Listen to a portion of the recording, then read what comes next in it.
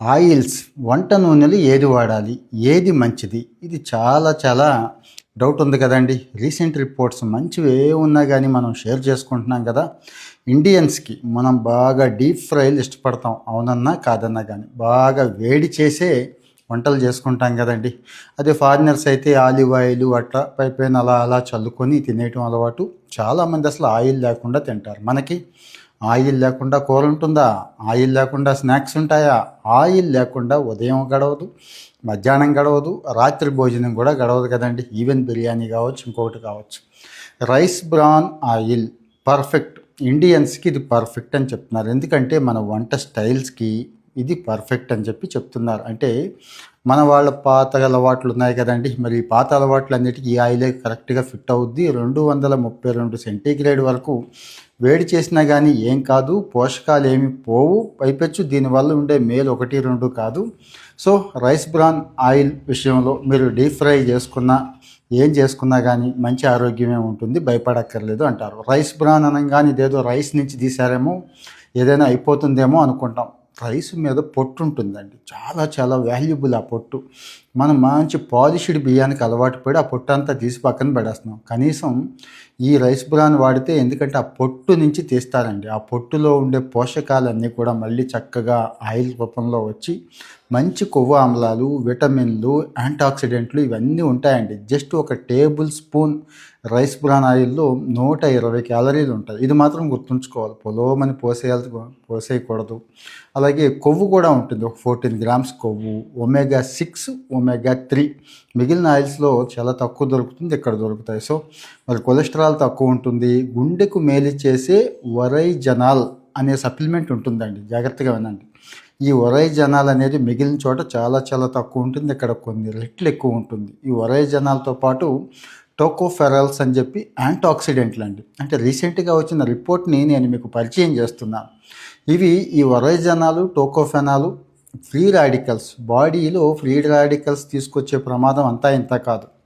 వీటి మీద ఫైట్ చేసి రోగనిరోధక శక్తి పడిపోకుండా కాపాడి, మనం బాడీ ఇన్ఫెక్షన్ల బారిన పడుతూ ఉంటుంది కదండి. చీటికి మాటికి జలుబు, దగ్గు వగైరా వీటి కూడా రాకుండా చేయటానికి రైస్ బ్రాన్ ఉపయోగపడుతుందని చెప్తూ, అలాగే ముఖ్యంగా షుగర్ పేషెంట్లకి గ్లైసెమిక్ ఇండెక్స్ చాలా చాలా ప్రాబ్లం కదండి. మిగిలిన ఆయిల్స్లో చాలా ఎక్కువ గ్లైసెమిక్ ఇండెక్స్ ఉంటుంది, ఇందులో ఈ గ్లైసెమిక్ లోడ్ చాలా చాలా తక్కువ ఉంటుంది. కాబట్టి ఇన్సులిన్ సెన్సిటివిటీని ఇది మెరుగుపరుస్తుంది, ఇన్సులిన్ స్పైక్ సడన్గా పెరగకుండా ఉంచుతుంది. ఈవెన్ ఆయిల్ పుల్లింగ్ చేసినా కానీ ఇందులో బ్యాక్టీరియా ఉండదు, చచ్చిపోతుంది. అంటే నోట్లో బ్యాక్టీరియా చచ్చిపోతుంది అని చెప్తోంది. ఇది నేను చెప్తోంది కాదు, WHO కూడా చెప్తోంది. మీకు కావాలంటే ఆ రిపోర్ట్ కూడా షేర్ చేస్తాను, దయచేసి చూడండి.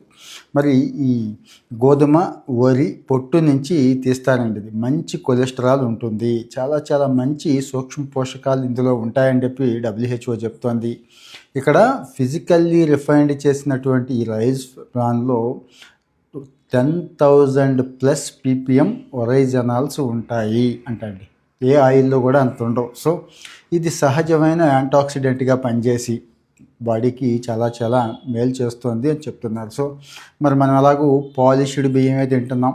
మరి పాలిష్డ్ బియ్యం తింటూ ఏదైతే పోగొట్టుకుంటున్నామో దాన్ని ఈ రూపంలో తెచ్చుకుందాం. లేదండి నేను బియ్యం పాలిష్డ్ కాదు, మొతక బియ్యమే తింటాననేవాళ్ళు సూపర్, ఇంకేమీ ఆలోచించొద్దు. ఇంకా రెండోది, గుండె ఆరోగ్యం అందరికీ అవసరం కదండి. 25-30 ఏళ్ళకే అయిపోతుంది మన పని. చాలామంది పరిస్థితి తెలుసు కదా, ఎప్పుడు ఆ గుండె ఆగిపోతుందో తెలియదు. సో మరి గుండె ఆరోగ్యం విషయంలో కూడా ఈ రైస్ బ్రాన్ ఆయిల్ బ్రహ్మాండంగా ఉపయోగపడుతుంది. కొలెస్ట్రాల్ని కంట్రోల్ చేస్తుందని చెప్పి అమెరికన్ హార్ట్ అసోసియేషన్ స్వయంగా చెప్తోందండి. ఏది ఇందాక ఒక సప్లిమెంట్ చెప్పాను చూడండి, ఒరైజనాల్ అనేది, అది ఈ ఆయిల్లో ఉంటుంది, మిగిలిన ఆయిల్లో ఉండదు అని. కానీ ఇక్కడ పొలోమని స్పూన్లు వేసుకోకూడదు. ఇందాక చెప్పాను కదా, ఒక స్పూన్కి 120 క్యాలరీస్ ఉంటాయని. సో మరి నలుగురు ఉన్నట్టయితే, నలుగురున్న కుటుంబానికి ఎన్ని స్పూన్లు వాడాలి అనేది మీ చాయిస్కే వదిలేస్తున్నాను. సో కానీ మనం జనరల్గా రోజుకి ఒక మనిషికి